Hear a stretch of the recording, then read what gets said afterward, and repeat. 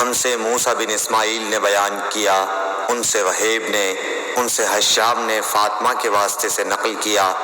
وہ اسما سے روایت کرتی ہیں کہ میں عائشہ رضی اللہ تعالی عنہا کے پاس آئی، وہ نماز پڑھ رہی تھیں۔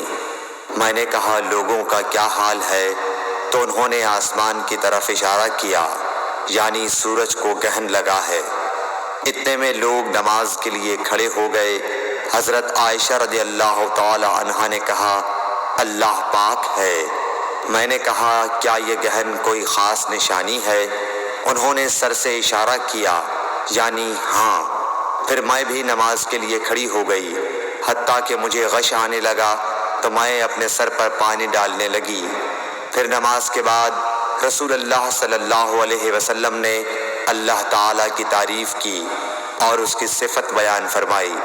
پھر فرمایا جو چیز مجھے پہلے دکھلائی نہیں گئی تھی، آج وہ سب اس جگہ میں نے دیکھ لی، یہاں تک کہ جنت اور دوزخ کو بھی دیکھ لیا۔ اور مجھ پر یہ وحی کی گئی کہ تم اپنی قبروں میں آزمائے جاؤ گے۔ مثل یا قرب کا کون سا لفظ؟ حضرت اسما نے فرمایا میں نہیں جانتی۔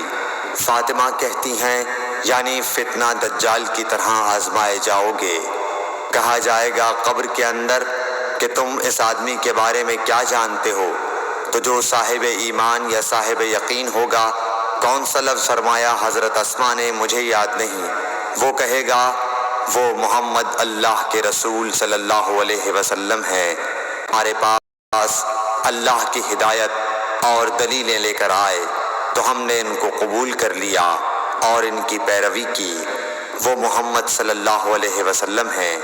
3 بار اسی طرح کہے گا، پھر اس سے کہہ دیا جائے گا کہ آرام سے سو جا، بے شک ہم نے جان لیا کہ تو محمد صلی اللہ علیہ وسلم پر یقین رکھتا تھا۔ اور بہرحال منافق یا شکی آدمی، میں نہیں جانتی کہ ان میں سے کون سا لفظ حضرت اسما نے استعمال کیا۔ تو وہ منافق یا شکی آدمی کہے گا کہ جو لوگوں کو میں نے کہتے سنا، میں نے بھی وہی کہہ دیا، باقی میں کچھ نہیں جانتا۔ صحیح بخاری حدیث نمبر 86۔